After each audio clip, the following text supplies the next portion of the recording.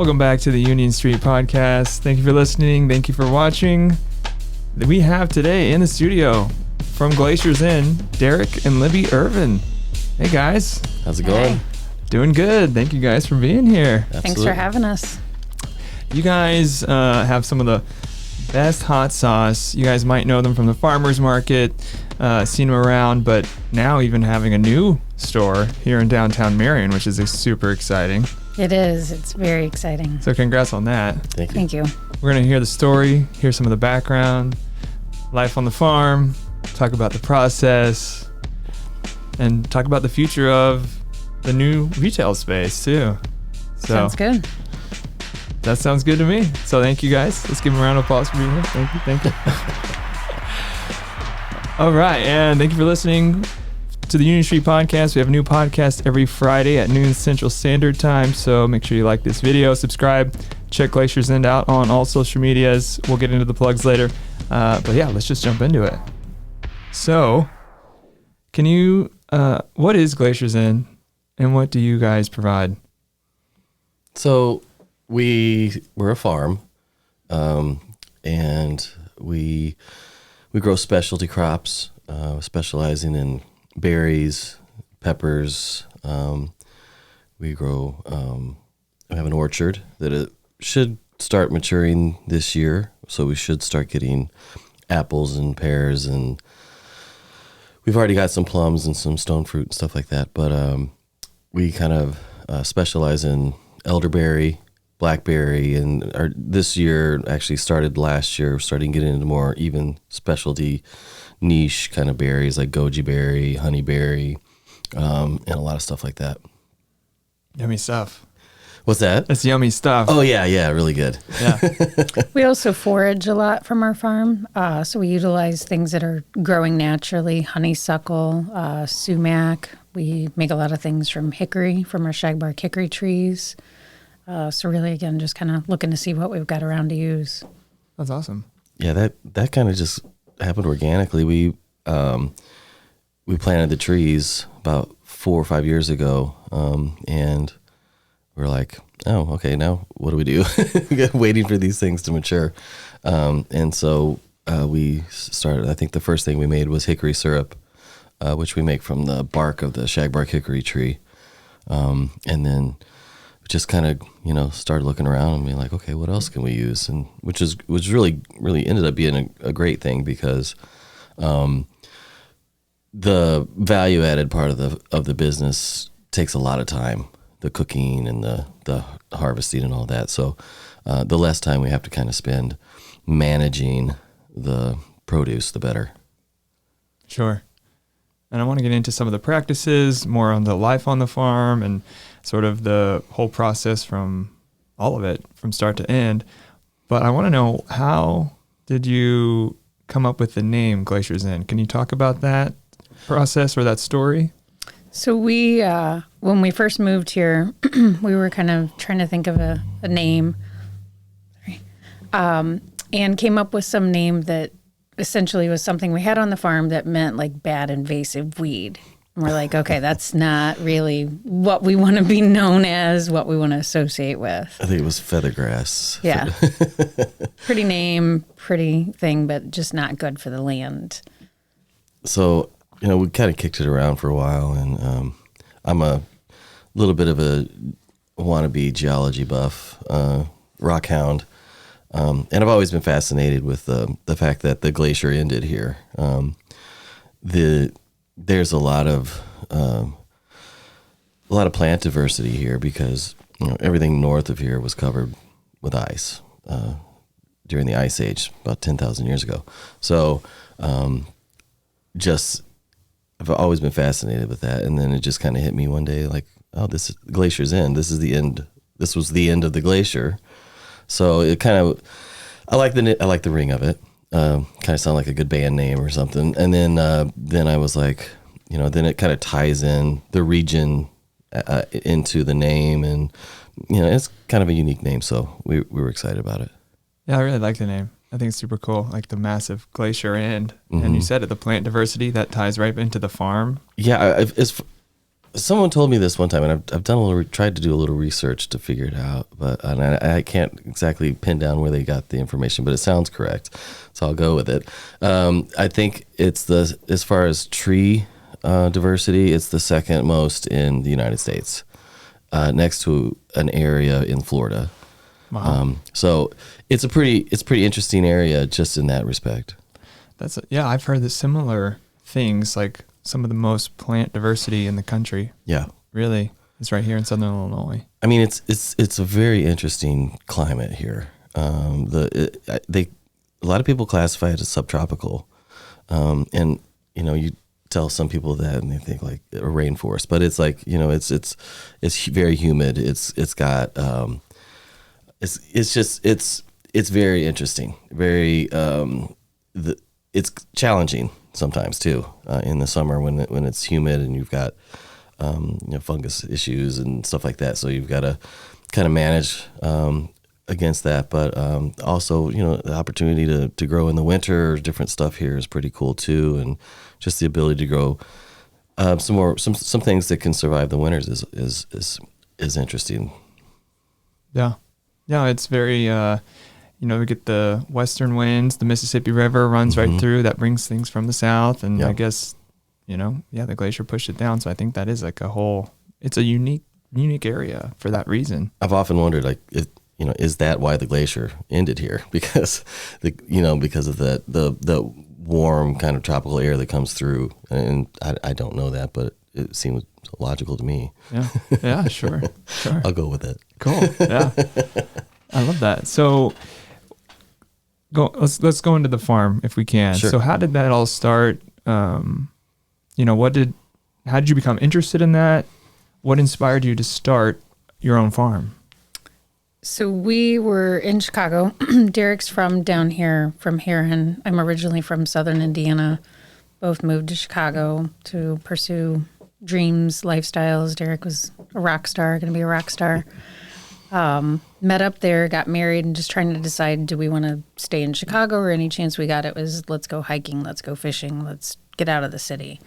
So just trying to decide, do we want to buy a place up there and have zero land and owe a lot of money, or do we want to try something different?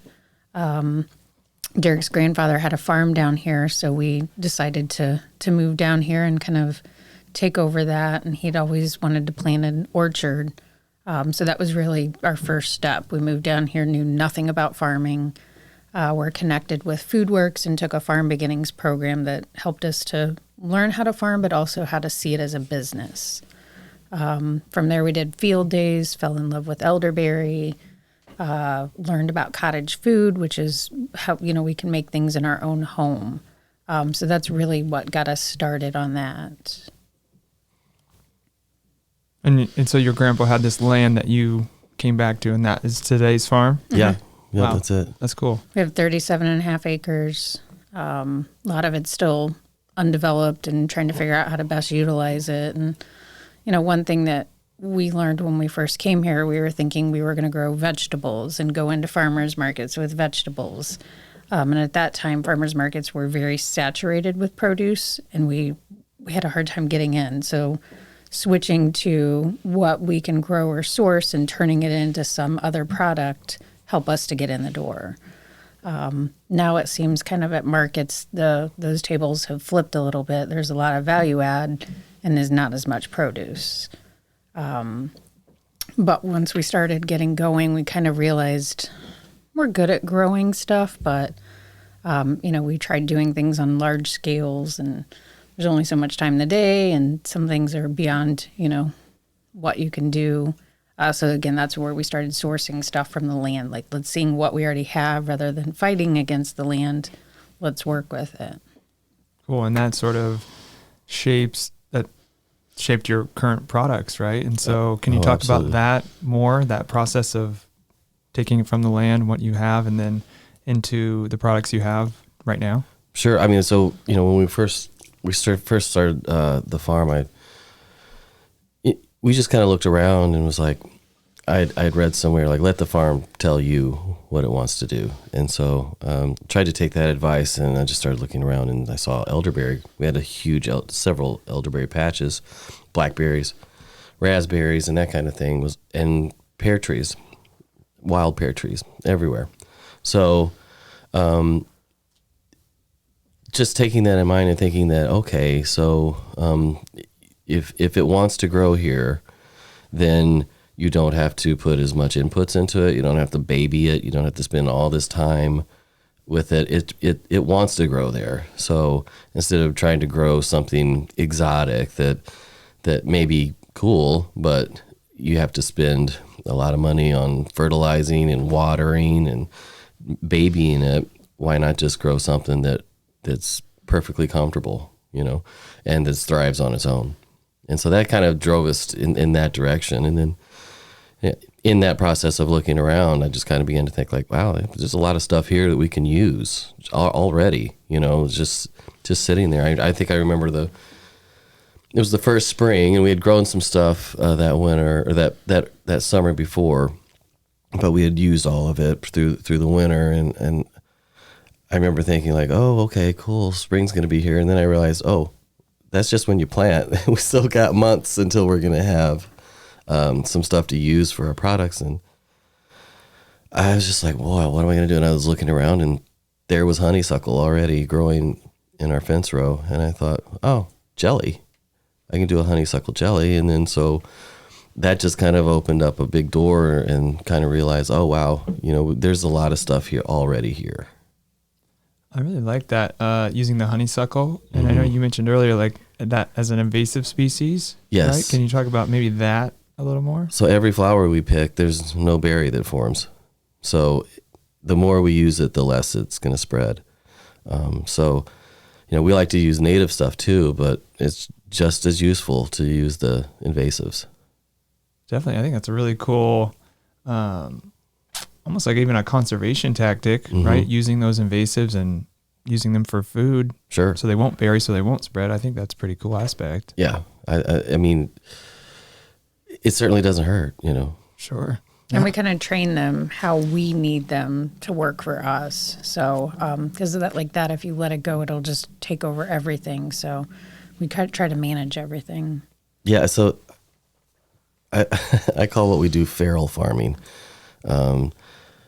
because we do actually kind of, we a lot of times I'll take wild elderberry, and put it somewhere where it's a little more accessible, or I'll move a sumac tree, or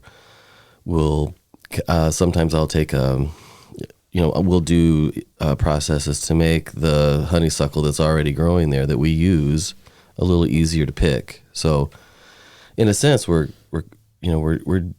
doing farming in a sort of way. We are cultivating certain aspects of it.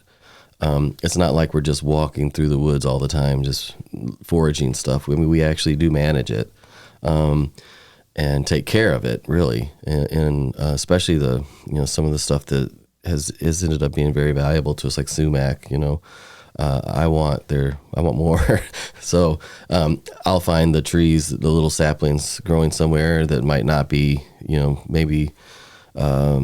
maybe not the best place for us, and then we'll just move it to a part of the farm that it can thrive and is easy for us to get to.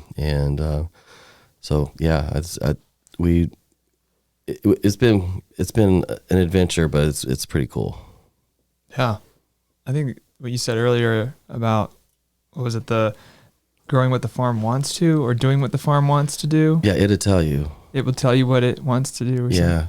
Yeah. That was a challenge. When we first came, again, we were thinking produce, and it was like, ooh, we like exotic, like Japanese vegetables and these things. They're not down here. Well, they're probably not down here for a reason. Yeah. So we tried growing these things, and it was like, ooh, we're not good at this. But it was just things that aren't natural here. Again, it's challenging to get them to grow. Right. Listen to the land. Yep. Yeah. How it's communicating in its own way to you. It's funny. We grow apples. We planted a bunch of apple trees, and some pear trees, and the pear trees just were doing fantastic. And the apple trees, some cultivars do well, some not as good. And one time I was just kind of sitting there and looking around, and I just happened to be standing under one of the hundreds of wild pear trees that's just sitting there. And I was like, maybe you should listen to your farm, like, again, like here, there's pear trees everywhere. And the apple trees, some of them struggle, and there's no wild apple trees anywhere on your property. So, well, an interesting thing with that is, recently what I've become interested in is I do grafting, and so looking around the farm, there's all these wild mulberry, there's wild pear and different kinds of wild fruit trees that not some of the mulberries we use, but the wild pears you can't. They're celery pears. They're not edible really. But now what I've been doing is when I prune our pears from the orchard, I'll take the stems that I cut off and I'll graft them. I'll cut the wild pear off and then graft the good pear in place of the wild pear. So, the first 3 foot of the tree is wild, and I just use it for rootstock. And then in 4 or 5 years from now, after I keep doing this, we basically have an orchard that was designed by nature. So where all of these trees are, they're already established. They have huge root systems already there. And that tree wanted to grow there. So instead of trying to put them in rows and find a spot, I know that's where it wants to be. That's where it's at, and it's doing good. So I just cut it off and do bark grafts into it. And in a few years, we're going to have all these pear trees all over the property that are going to be growing the very, very desirable pears. I'll say it's designed by nature, but adapted by the mad scientist here. So it's kind of like nature hacking, I love that. I've got 2 points that I think of when I hear that. One being you under the pear tree and sort of having that aha moment of this is what's here. It reminds me of that Isaac Newton under the apple tree. Sure. Right? That like the apple falls on the head and it's like, oh, here, gravity. Yeah. Oh, here it is. Yeah. And then with Design by Nature, there's in Japan they actually designed their subway systems by using a fungus. Oh yeah. Are you familiar with that? Yeah. Was it slime mold? I think it was a slime mold, right? Yeah. Yeah, absolutely. And so how it grew and it designed by nature is probably the best way to do it, right? Exactly. Yep. It pays to pay attention to what nature is trying to tell you, for sure. Yeah, that's cool. Very cool. So from understanding what the farm wants to do, you move forward and start having to put together some products. Can you take me into some of the product process and how you then go to the market to sell? So we just started our 5th year of farmers markets this year. So our first one was the winter of 2018, the Carbondale market. And like Derek said, I think we had hickory syrup. I think that was the first product we made. We had some pickles, which is really kind of what got us started. Derek has always loved pickles. I think that they said that was his first word that he was able to say was pecan pickle. Mm-hmm. So there, there's a very deep relationship with pickles. That his grandmother had made pickles, and he had a couple jars that were many, many years old, couldn't be eaten, but was trying to figure out the recipe and was able to kind of figure it out and recreated it. And that's one of our best sellers now. And then I think we had an apple butter too. So again, just kind of, some things that we had. He's the creative force behind coming up with the ideas, the products, and making them. So, yeah, it's been kind of an organic process. It started with those, and then I'm just always had my eye out for interesting, maybe underutilized or old and forgotten kinds of things. And it was several years ago. I was listening to, I think, NPR or something, and they said something about this new thing, drinking vinegar. And I was just like, oh, that sounds weird, but interesting. So I made a little note of it. And then about a year or so later, I'd come across someone who was making shrubs. And I was like, oh, this is those things. So at the time, we made a lot of jelly. Like we had kind of gone through it. We were in the jelly phase of our business. This was several years ago. And I really don't like making jellies at all. And so I was looking for any reason to not make jelly. And I had all these cool jelly recipes that I'd come up with using all the ingredients that we use. And I thought, you know what? All of these recipes would translate exactly to syrups and shrubs. So why don't I just start doing that? And it was great because then I didn't have to make jelly. And it's just been a really cool evolution of our products because I would say the shrubs was a tough sell at first. It was when he told me he was going to start making drinking vinegars. I thought, I don't think this is going to go well. Why should we do this? And then he had me try one. It was like, oh yes, this is good. Yeah. So I think it's really good that we have samples because I don't think one person would buy a shrub if they couldn't taste it. It's really surprising to people. I wish that I could I've thought many times, like, I wish I could somehow film the people who and not let them know, because there's so many people, they'll be like, oh, no, no, thank you. And I was like, here, just try it, and then their eyes light up and they're like, oh, wow. Okay. That's interesting. Well, what else? What other flavors do you have? It's like, okay. But people love it, and it's great to see people kind of turned on to new things. And the beauty of, I think, all of our stuff is it has multiple ways it can be used. It's not just flavoring for water or for cocktails. Yes, the mocktail and cocktail scene is what's brought shrubs back, but you can cook with them. They make good vinaigrettes. Our sauces can be used in multiple ways. Our syrups can. So a lot of versatility in our products. And like Derek said, a lot of stuff. When kind of looking or thinking about products, we've tried to look and see where's a niche, where's something that's not really out there. And a lot of our stuff does kind of fall back to that old-timey recipe or memories. People see honeysuckle and they're like, I remember picking that with my grandmother, or making elderberry jelly with my grandmother. So just kind of trying to do some different things. Yeah.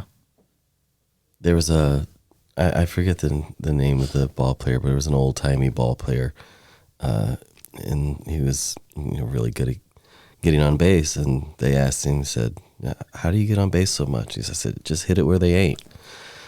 And that's kind of our philosophy, like try to find the open spot, try to find the niche that no one is doing, and do that and try to do it well.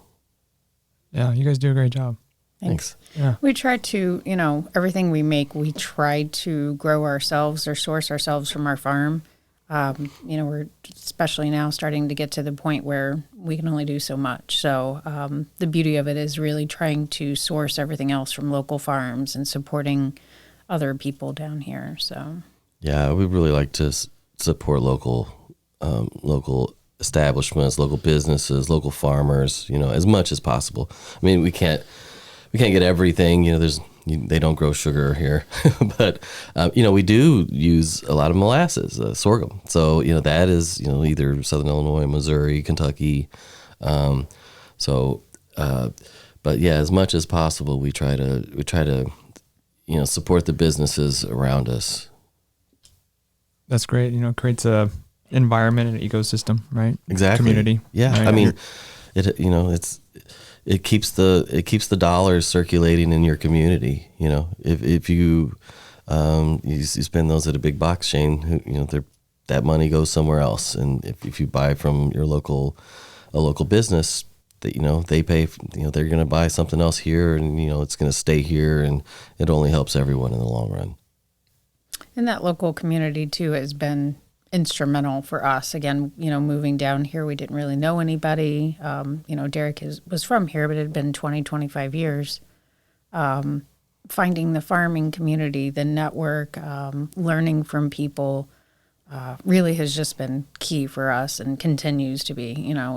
I never thought that I would see myself as a farmer. I don't think Derek ever did either, but now it's something I can't see us doing anything different. So, Yeah, I mean, even as we kind of grow past growing everything ourselves and harvesting everything, I still want to have, the specialty things that we do, and I want to grow the peppers that I can't get, and the berries that we can't get anywhere, and that kind of thing.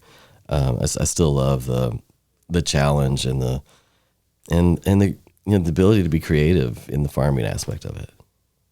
Do you have a number one? If there was a number one aspect to support local, what would you say that would be?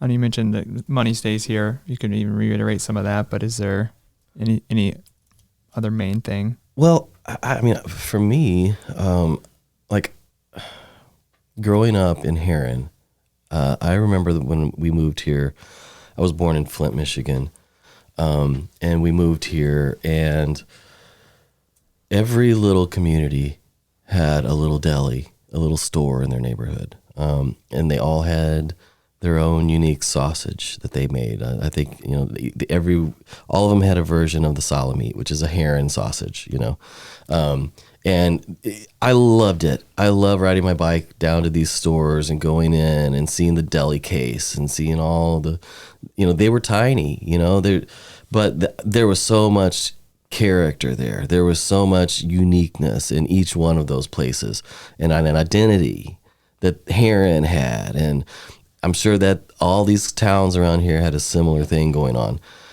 And then the big box stores moved in, and all of these unique, interesting little shops disappeared. And with that, the identity and the interestingness of these towns all across America has been squashed by convenience, And I think about this a lot. I think if you could have told those people, everyone that was so excited when Walmart and Kroger came to town, like if you could have sat there and said, hey, 30, 40 years from now, you're just gonna have a hard time getting a job in your neighborhood, and not only that, but that cool sausage you like, that's gone. All these cool little shops that your friends and that own and that you go and support, they're gone, and all the uniqueness of your town is gone. And now you've got probably in most of these towns, an empty building where Walmart used to be that drove all these out of town, got tax breaks to basically rob your town. And for what? So you could go buy toilet paper and some fishing string at the same place, yeah, that is more convenient, but what did you lose? You're right. That identity, that uniqueness, that what makes a community, that heartbeat. Yeah. Right. For corporate greed of America. Yeah. And so you don't have to make an extra stop. Yeah. The convenience factor. You're right. Yeah. I think for me, the community part is more personal, just knowing, we're a small business. It's, we put literally everything pretty much we have into making this happen. Time, money, resources. Knowing that money by supporting local is supporting other small businesses, it's their families, it's their time. It's a hustle being a small business owner, and, it's not just one person, it's the family and the kids, and everybody is a part of it. So it's supporting families, and it's, helping other people to achieve kind of their dreams too. Yeah, small business is really the heart of America, and, you said it, the identity, right? Yeah. It really is that uniqueness, that character, that flavor, that history. I mean, so support local. Absolutely.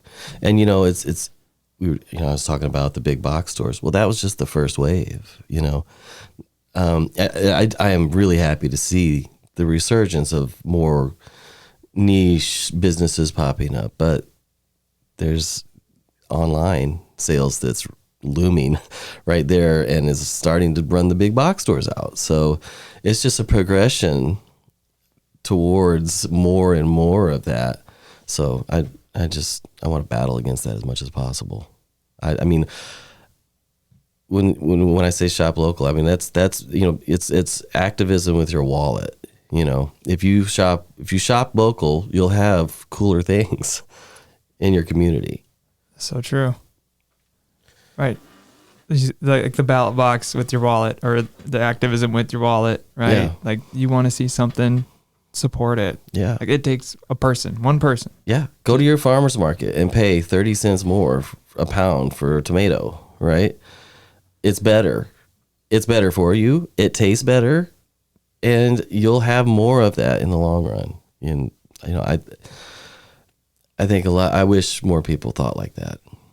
I did too.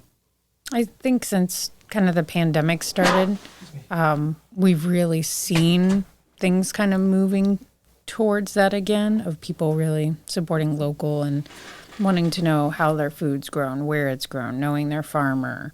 And it's wonderful to see. We were curious if that would kind of continue after we started to come out-ish of the pandemic. And it seems like that's still sticking around, so...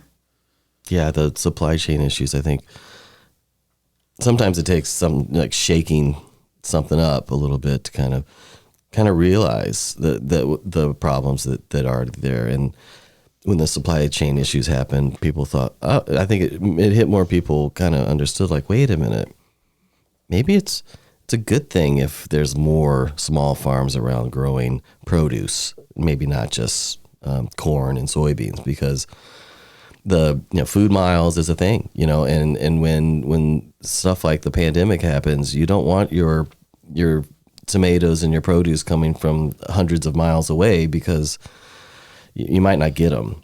But if your neighbor's growing it and there's a bunch of small farms around that are thriving, that you have supported when there wasn't a pandemic and are in business, then you'll be fine. I think if there's a future that I look to, that I want to happen, is more localized agribusiness in rural areas, not based on commodities. More of more regional unique things grown. I think it pushes identities of these areas that, in a lot of respects, have just been extraction enterprises. They've just been taking nutrients out of the soil for 50 years and growing corn so that they can, subsidize fuel or whatever. Turn some of those into, to farms that support that bring produce to that local area. And do something interesting, come up with identities that you grow, like certain places grow grapes and make wine. I think this will stimulate the economies of some of these places that are just have been stagnant for so long. And you look at their downtown and they're empty, like that. I think agriculture, done in a way with imagination and creativity, can kind of revitalize some of these places that have been kind of neglected. And they call it the brain drain. Everyone wants to get away, or they did. But I find that a lot of times now people are moving back. Like, it was what we did. We meet other people like that too. And so I'm just hoping that maybe agriculture and things like that, done with an interesting perspective, can kind of maybe revitalize these economies. It's a sustainability thing too, when it comes to where you get your food. If you're getting food from California, if you're getting it from wherever, and something like COVID did show us, well, things can shut down in a day. Mm-hmm. Absolutely. And so what's the sustainability factor for your community to feed itself? Exactly. Yeah. And just, also just the, how much fuel does it take to bring that from wherever it is to here? There's just, a ton. Yeah, it's a ton. That's a huge distance. Yes, it's a huge distance. Well, it's also passing through how many hands and, you don't know what's been done to that stuff. So Sure, and it's how many weeks old, right?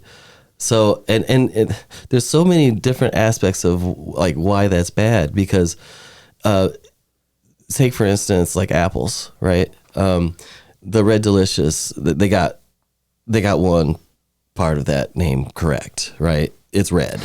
And the reason why that apple became so popular is because it's shelf life and it ships well, right?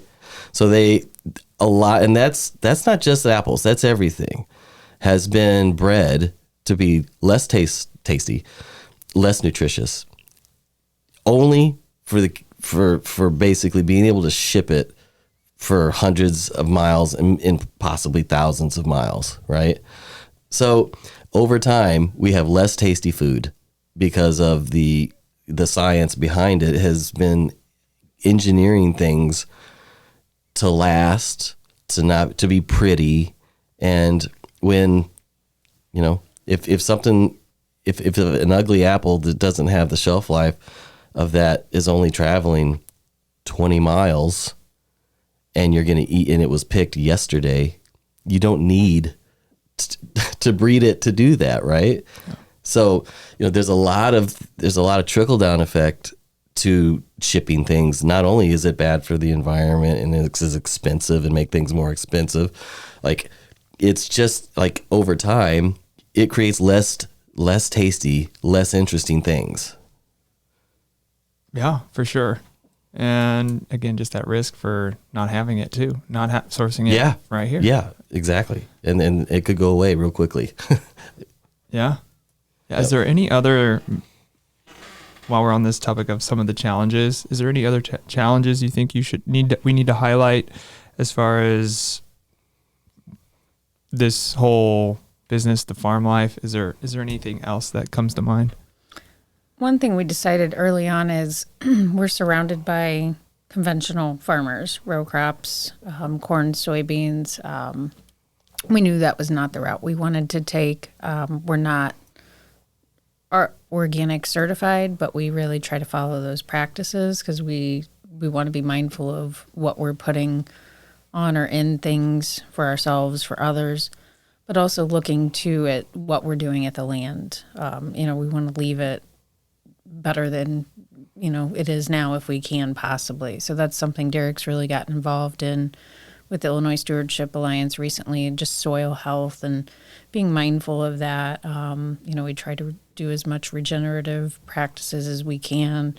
So really just kind of focusing on that has been important for us.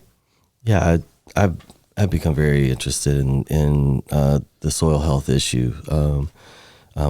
I'm a co-chair on the Soil Health Week committee through the Illinois Stewardship Alliance, and which will be the second week of March, and we're trying to get the legislation passed that it will be every year at the second week of March, and so it's just one thing I guess through studying this and becoming interested in it recently, that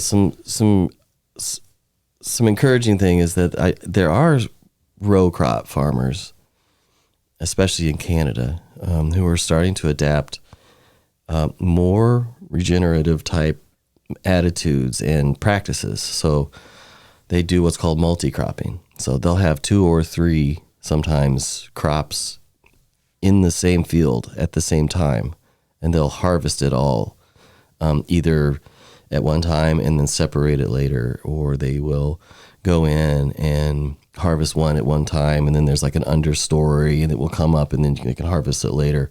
And all of these interactions of these plants are cutting down on the inputs that they have to do. So they have to spray less nitrogen, they have to spray less pesticides, they have to spray less fungicides. So one very exciting thing for me is the commercial farming industry kind of to pick up on some of these things and start implementing them. It's very few at this point, but there are people doing it, and there's really interesting research being done by people, like I said, especially Canadians and people up north in the States are doing it, and I'm very excited about that kind of new thinking in commercial farming. Can you define regenerative farming for anyone that might not know what that is? So the way I approach it and think of it is as farming practices that regenerate the soil, and that that reduce the amount of, say, toxicity to the water table around, right? So regenerative farming is, when you think about like you want live roots in the ground year round, right? Used to they would harvest, and then they would just, and I still see it now, and it baffles me. And it has to be like, oh, grandpa did it this way, my dad did it that way, so I'm just going to do it. They'll till the ground after, like in the fall, right? And so all winter you have this loose soil just sitting there washing away, just running off into the streams, and then that's, it's like you're losing nutrients. Like what you need is a cover crop. You're doing the opposite of what needs to happen. So that would be that's not regenerative. That would be a good illustration of what isn't. It's farming practices that are subtracting from the health of your land, essentially. I think it's trying to be as gentle as possible to the land while also giving some stuff back after we've taken things from it. It's a sort of a natural cycle, sort of trying to play into that, sounds like, versus letting those nutrients wipe away. Because I think in Southern Illinois there has been those practices for decades and decades, and it does show in the soil. I know a lot of soils, a lot of clay. There's not a whole lot of nutrients there. And so that 6 to 8 inches of topsoil is extremely valuable. I think another way that I could, if I were to add to that maybe a little bit, is that is taking for lack of a better word, holistic look at the land, taking in consideration the mycorrhizae in the soil, the fungus that is becoming more and more apparent how important it is, right? That it's shipping nutrients and sometimes shipping information from one plant to another plant, right? And you go in and you till that up and you break up those structures. We were talking earlier about the slime mold, like.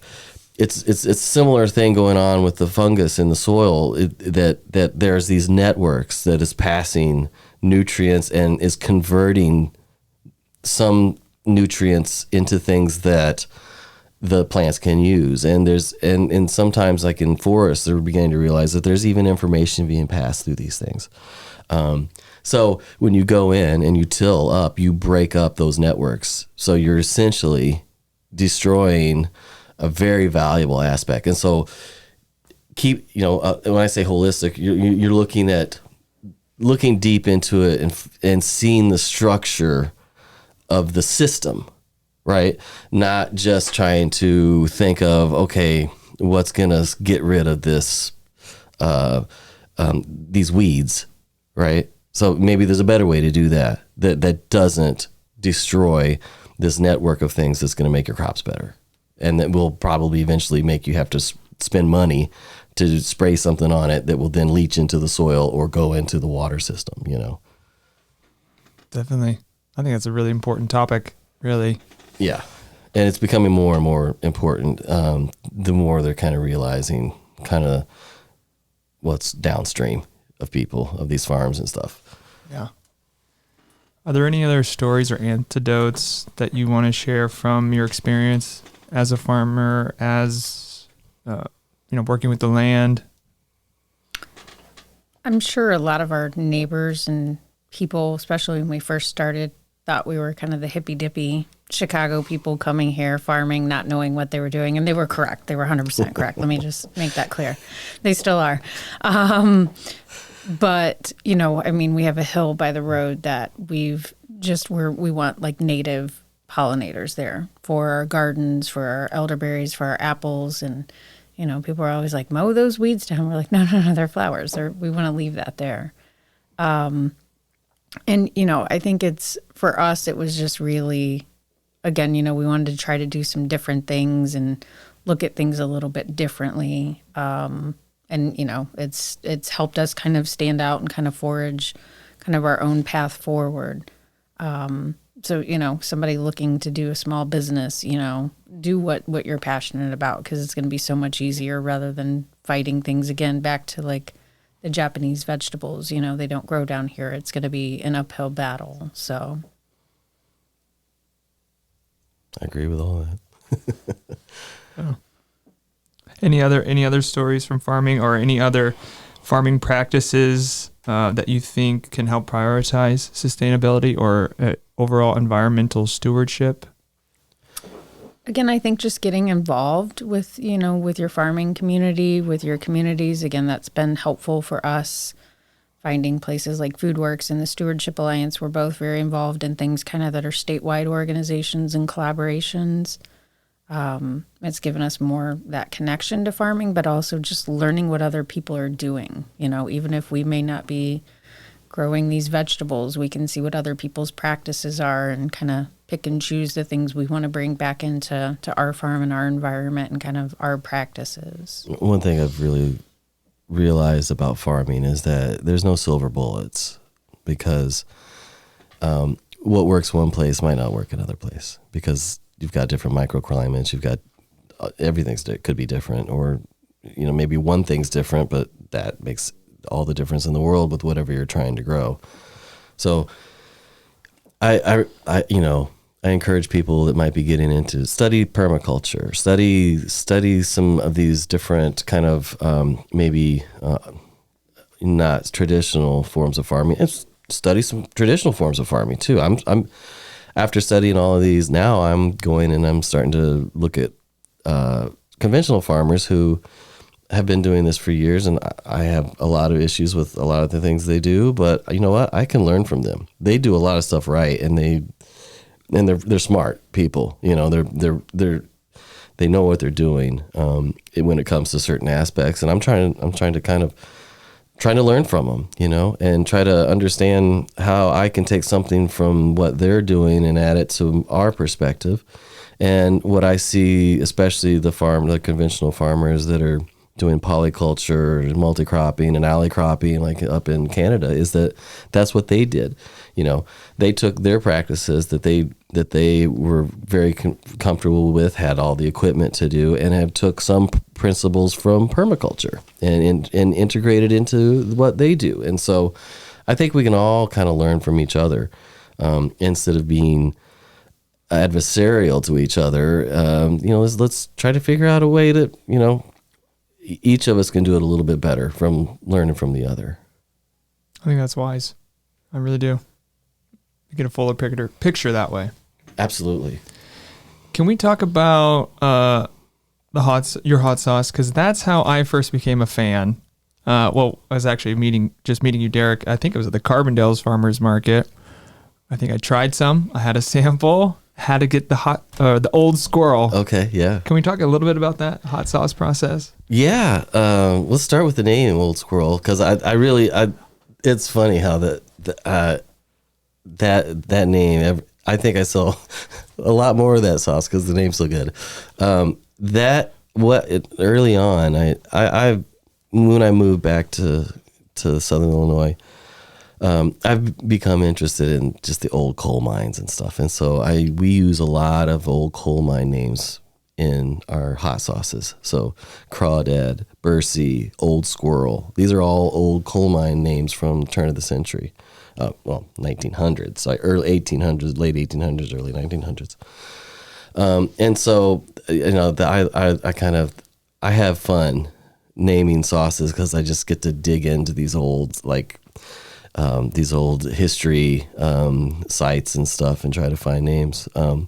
But the first sauce that we did was Hickory Fire, and I don't dislike barbecue sauce, and I don't dislike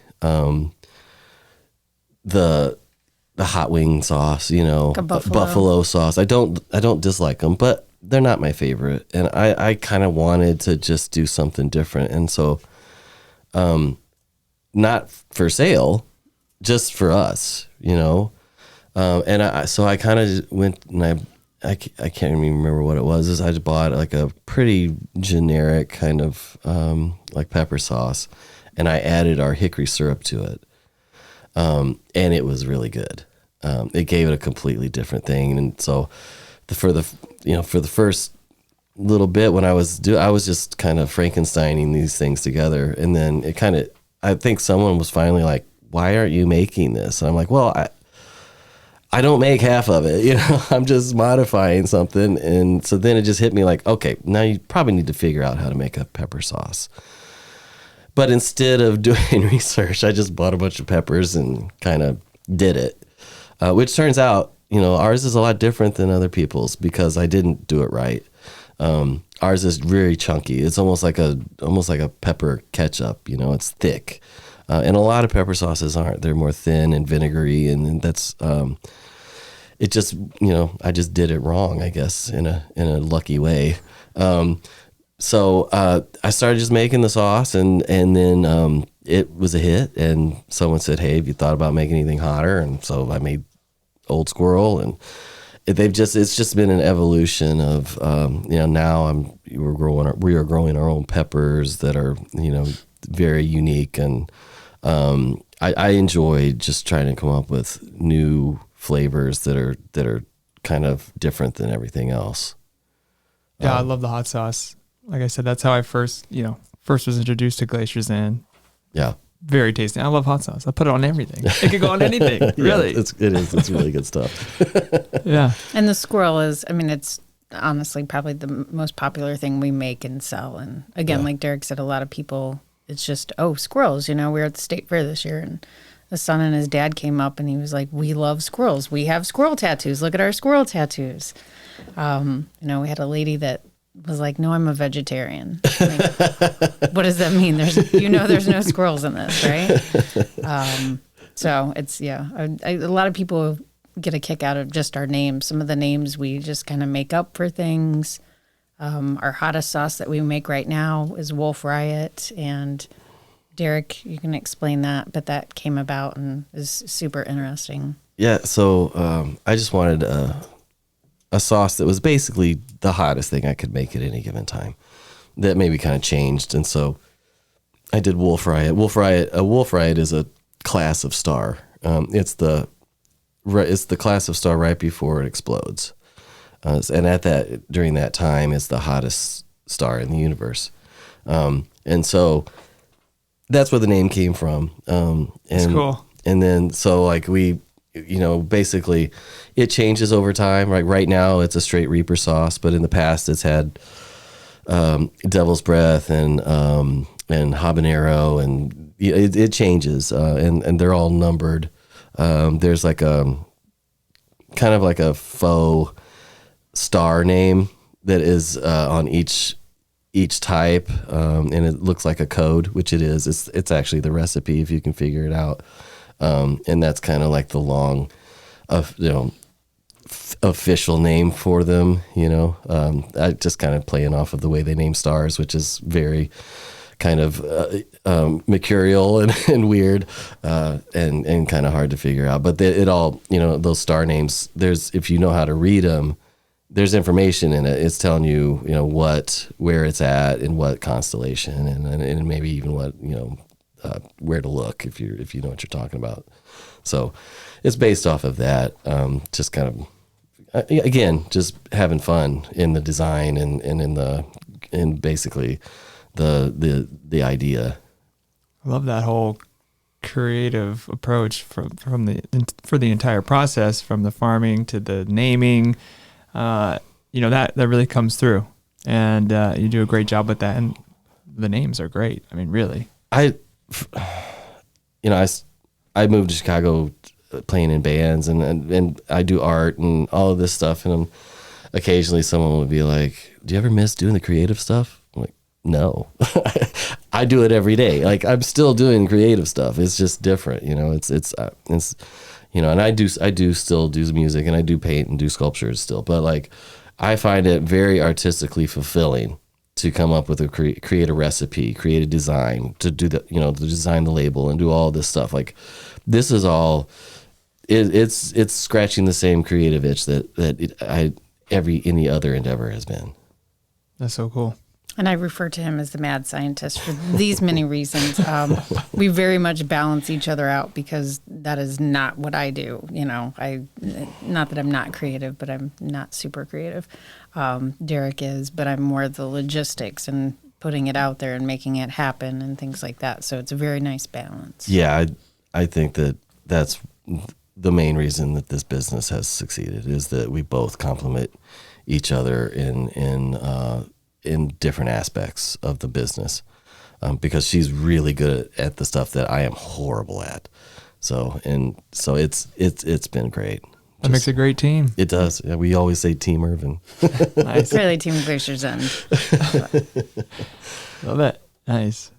And can you just describe a little bit more about the heat levels we're talking about with some of these sauces? So I've never had the Scovilles tested. And the other night I got this weird call, and someone from Chicago, and it was just like, "What's the Scoville in this Wolf Riot?" I was like, "Who is this?" Like, it was like at 10:30 at night. I'm just like half asleep, and it's like, but I don't know. I'm very curious, but it's expensive to get that done, and the thing is that it changes so quickly. It's really hot. I do not add any extracts. So if you go and you taste something that's like light years hotter than Wolf, it's probably because they added an extract, because I'm using pretty much the hottest pepper in the universe right now. And that's all that's in it. So I love to just keep it natural, you know, but our stuff runs on the hotter side, you know. According to Derek, it's like a medium. And I have to tell people, like, maybe you should not use his judgment on heat because it's warm. But we do have kind of from a mild all the way up. And we want to start focusing on, you know, maybe doing some lighter heat ones, some varieties, things like that as we grow. I'm really excited. I just got some seeds from a pepper breeder, who's actually from Wales.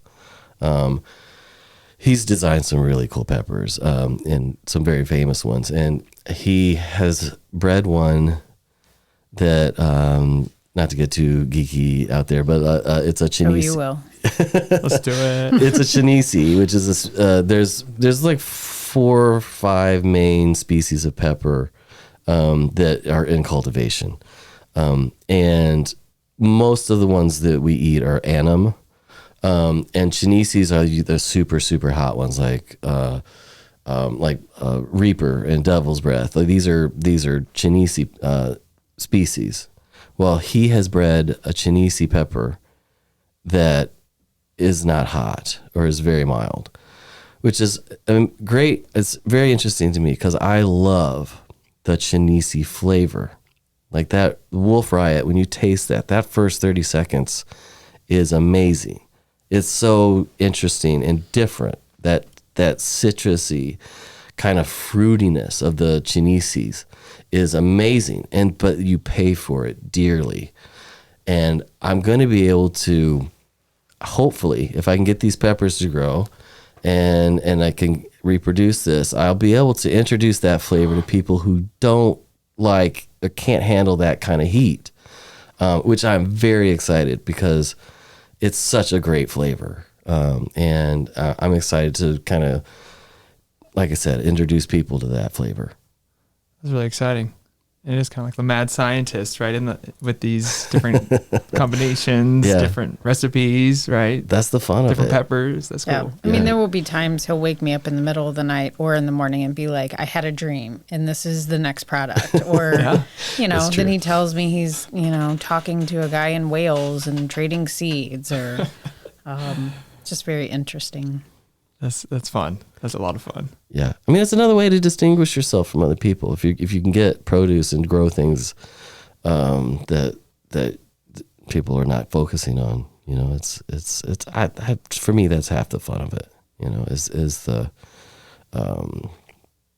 trying to do something interesting and different. Very cool products. Love what you guys are doing. And I'm so excited now because you guys are just down the block from where we're sitting right now. We're neighbors. It's amazing. So love having you in the neighborhood. Welcome. We love being here. It's very exciting. We're so excited to be in downtown Marion. We actually have been talking about this for a long time, thinking like, wow, how awesome would it be to be down by the square? And here we are. Yeah.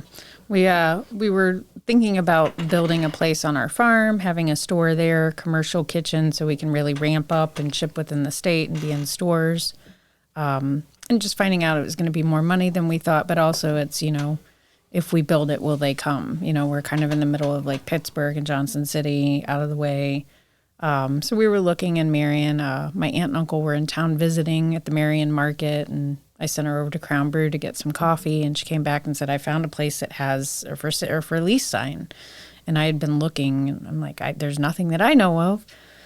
So we came by after the market, and sure enough, I knew that it was a restaurant previously. And so we looked at it the next day and signed the lease the next day. So, wow. Yeah, it's great because it's, you know, there's a storefront, but also a commercial kitchen. Like I said, we can really ramp up. It's licensed as a restaurant. We eventually want to have some light lunch, some light foods. Really just kind of gives us a lot of room and possibilities of where to go and where to grow it. One of the big problems that we had been running into is just being able to make enough, which is a good problem. And so being able to cook in a bigger kitchen, bigger stove, and have all these amenities that we don't have in our home is going to be amazing and great. That's a huge thing, having that storefront, but the commercial kitchen, because I know that is a hard thing to find. Yes, right? Absolutely. Well, and especially in the location, that close to downtown, that close to the square. It was just like probably 6 months too soon, ahead of our schedule, and but we just couldn't let it go. I mean, we were very fortunate when we called our landlord at the time, and we said, hey, you know, we're looking at this spot, and he's like, well, I happen to be in town, because he doesn't live here. He lives in Chicago, and so he was like, you want to meet me tomorrow morning? And I think when we walked in the door, we knew we were in trouble. Well, I kind of had a pep talk with us of, you know, let's not go into this thinking we're going to do this, and let's not get overwhelmed. And we, you know, looked, and there's exposed brick and beautiful hardwood floors, everything that kind of goes with our aesthetic already. And we just kind of looked at each other, and it's like, oh, just tell me how much this is. Like, what do how I much owe is this you? going to hurt? Right. So I can brace for it. Come on. Yeah. But I mean, that's an awesome opportunity, though, that, you know, sometimes you just have to take those opportunities because it will pass on, and you don't know when that might happen again. It would have been gone in a week, you know. And it actually somebody was already in the process of leasing it, and something, I don't know, didn't happen, and it had come back on. So, you know, just knowing everything that's going on in downtown Marion with the revitalization and things coming in and things growing, and you know, we're super, super happy and really feel honored to be a part of it. Yeah, I mean, we had an eye on it, like even your place here, and all this cool stuff going in over the last few years it's funny, like, you know, growing up down here, I lived in Carbondale for many years, and I if you would have said when I was in college, like, you're going to move away and you're going to come back and start a business, like, where's it going to be? I would have said, well, of course it's going to be Carbondale, right? Because that's where the university is. That's all, you know. But no, it's Marion. I mean, Marion is definitely has stepped up, and it's the place to be, I feel. I completely agree. And kudos to you guys for taking that step. That's a big step. So kudos to you for having that courage to do that. Yeah, it's terrifying. We were officially on week 3 of being open, and it's been mostly weekends. But just the reception we've received from the city and from local businesses and just really the community and people coming out to shop and support has been just mind-blowing. It's very, very, it's good. Gives us a good feeling. Yeah. Yeah. And we've just started this journey. So, we're already discussing of ways to kind of add to it. And we're hoping that in the coming year, starting in January, to kind of start rounding off, new products. And another thing we really want to do is to introduce things like whole spices and loose leaf tea, and eventually probably have a space where you can come and have a nice cup of tea and maybe even have demonstrations on tea rituals and interesting things like that, and just kind of make a cool place for people to come and sit and maybe read a book or enjoy the space by sitting down and kind of hanging out a little bit. Yeah, I mean, I think it's great. I think I'm so excited you guys are here. Everything you're saying is, I think, so true about what Marion has done and trying to get people down here too. Like the foot traffic, you see what's happening now with Christmas and the ice rink. I mean, people are really, really, really, really trying and putting a lot into it. Yeah. And for anybody that might not know, where exactly are you located? Because it's like right on the square. I mean, basically. Yeah. So our address is 104 North Print. So it's the old India Delight restaurant building. It's right next to Hill Printing. Our neighbors there, they've been there for, I think, 100+ years, so very established.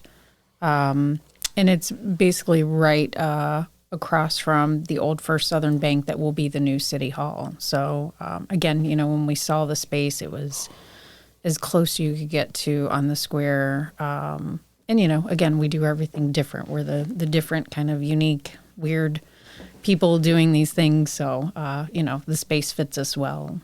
Derek, I would agree with you. When I was in college at SIU, to say, hey, you know what, Marion's going to be a place where some weird, unique people can grow and thrive. Yeah, I would not have said that would be possible. Right? Yeah, exactly. When we moved here, we were not bummed, but it was like everything. The wine trail, everything was Carbondale, Jackson, Union County, and we're like, we're over here. But we found that it's really been beneficial for us because there's not as many things over here as there are over there, but it's becoming more, and it's just given us, I think, more of a unique opportunity to kind of showcase what we do. Totally. Yep. Yeah, Williamson County. It is for the place to do business in Southern Illinois, just by the numbers. Yeah. Really. Marion this year hit $1 billion in sales tax. That was a big milestone. I think the first ever for a city to do in the history of this region. Wow, that's awesome. Yeah. So it's definitely going. We're going to see more growth, I think. I think the next 5 years, all these pieces are falling into place, and the main thing is people just want to see each other succeed. Yeah. Mm-hmm. Well, I've been seeing growth on the west side of town for years and years and years. It's really nice to see it happening downtown. And that goes back to earlier what I was talking about. I love these old downtowns, and I just want to see them come back. And it's great to see some vision looking at revitalizing downtown Marion. It has been, and it's taken a lot of certain people just to say this is going to happen. We're going to make it. We're going to do it. And they're going to put their blood, sweat, tears, money, everything, time, focus, and just do it. I think we've seen that. Yeah, we saw the mayor last night. After we closed the shop, we were around the tower taking pictures. They were shooting a music video, and there's all these pretty lights and everything. And the mayor's out there, and we're just like, kudos. This is everything about this is amazing, and just doing things right. Yeah, I think a lot of people have been looking, and not to say that other areas aren't doing similar things too, because that is happening. We've seen, but I think it's a place to be. Yeah, I really do. Absolutely. Are there other things that you're hoping that moving into the storefront here that will help you be able to accomplish more? Yeah, it's just when we get the kitchen going, working in a commercial kitchen will change a lot of things. We'll be able to sell to retail establishments. We won't be wholesale yet. That is down the line a little bit, but I think at that point should be able to sell, say, like if you're a restaurant, you'd be able to use our syrup in a cocktail or in a dish, and use it as an ingredient. And that's going to be pretty cool because we've already had been approached by a lot of like restaurateurs and stuff, bartenders, and said, hey, I'd really want to use your stuff. Right now they can't, but they will be able to soon. And just the aspect of being able to make more is going to be huge. We are inundated with a desire to get our stuff outside the region, which at this point we can ship in Illinois, but we can't create the volume. And so being a bigger kitchen, bigger stove, bigger operation is going to help us make enough to not only supply the store, but to be able to ship around the state as well. And we've been, strategically creative about when we do events. We do a market on the way to St. Louis. We've done some events outside of Chicago, kind of spreading around so people kind of know where we are, who we are. So when we do get the online shipping, it's not just in this area. That's great. I think that's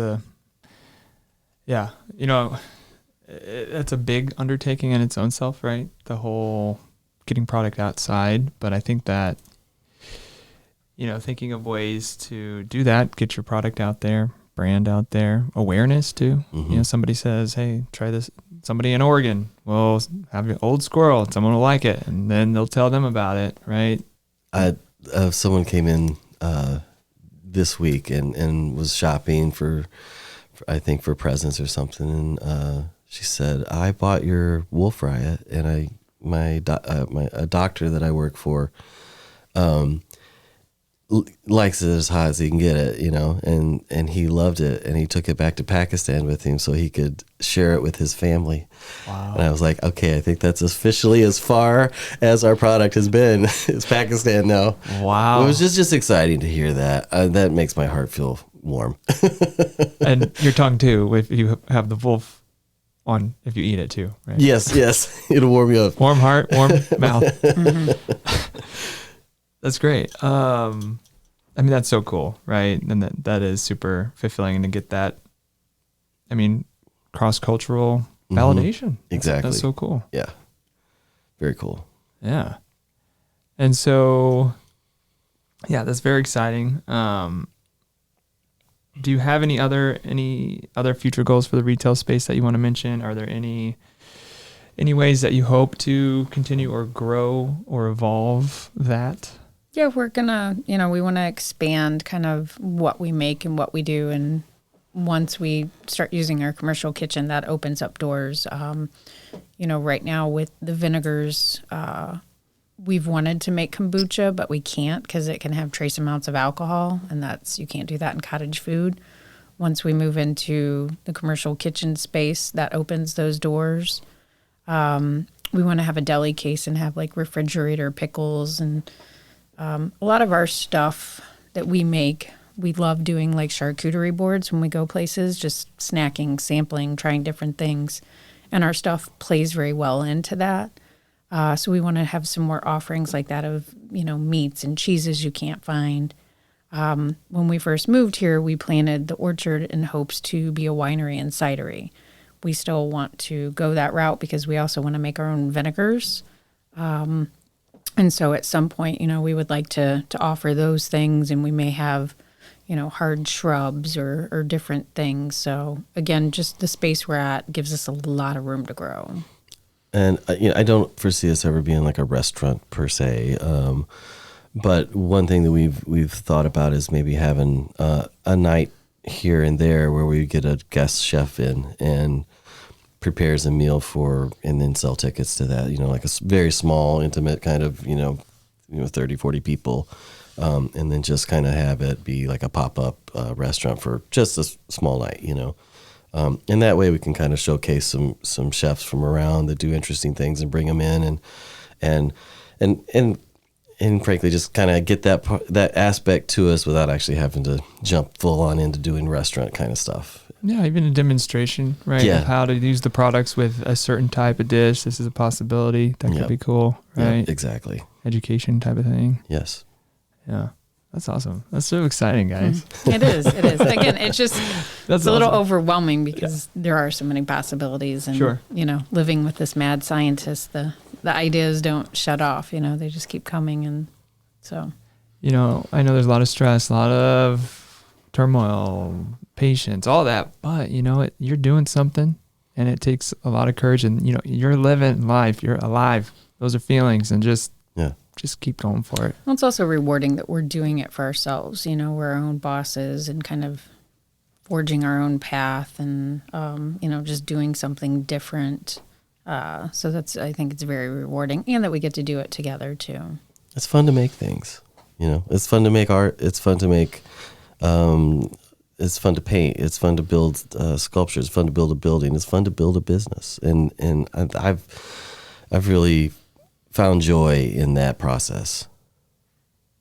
And then to have people love what you make. Yeah, that's good. It's nice to see that. It's a fun feeling.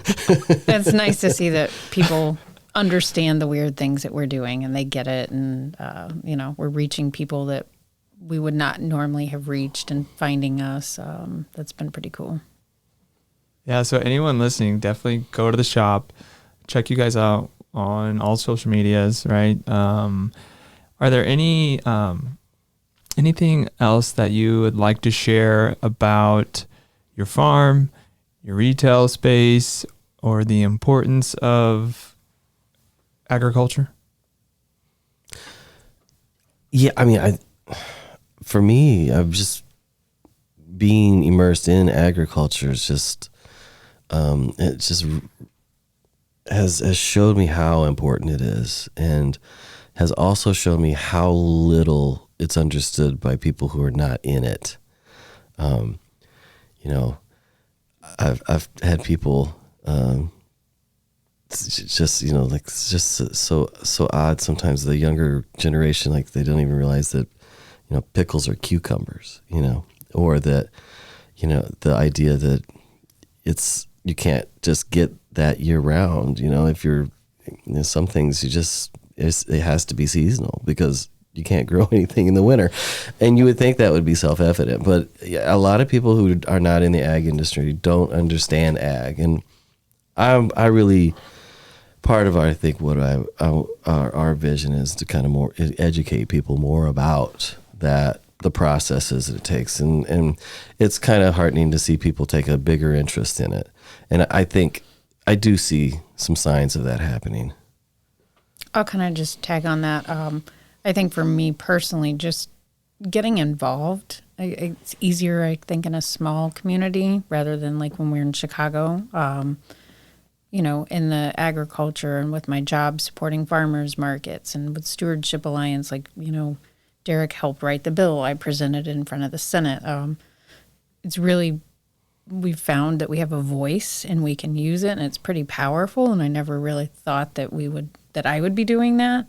But just getting involved in things that you like and are passionate about you can make a difference. That's well said. Thank you. Yeah. Well, very excited about you guys being here. Are there anything else you think that anyone listening needs to hear today? Get involved. Like Libby was just saying, if something's not the way you think it should be, change it. Get some people together and get your hands dirty and get in there and figure out a better way to do it. I feel like that's a lesson we've both been learning over since we moved here and starting a business and doing things is sometimes you have to make it a better place. Absolutely. If you can't expect someone else, if you're not going to do it, who else would do it? Exactly right. Just do it yourself. And if you don't like something and you're not going to try to be part of the change, then you can't be upset about it. You can, but it's not going to do you any good. Yeah, no, exactly. It's not as valid, nearly, Yeah. right? I was Yeah. like, okay, complain. But what are you doing? Yeah. Nothing? Okay. Right. I don't want to hear it. Right. Yeah, exactly right. Awesome. Well, thank you guys again. Excited. Go visit you guys. Anything else? Any last words, guys, before we sign off for today? Thanks for having us here. It's been great. Yeah, we appreciate it, and we're just super excited to be a part of downtown Marion. Very cool. Well, thank you guys. Thanks for joining us. Glaciers End, Derek and Libby Ervin. It's been a great conversation. Really cool to hear about the farm life, the new retail space. Very excited about all that. Where can people find you? The store, online, website. Any plugs here at the end, guys? Yeah, we're also part of Leaf Food Hub, online farmers market, Carbondale Winter Market, the summer market. So we're usually around, but permanent place is now the store. Facebook, Instagram.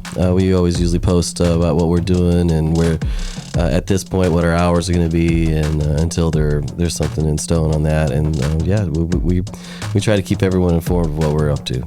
Awesome. Well, thank you guys for listening. Thank you for watching. Subscribe to this podcast. We have a new podcast every Friday at noon Central Standard Time. Glaciers End. Check them out. We'll see you guys in the next one. Peace. Thank you.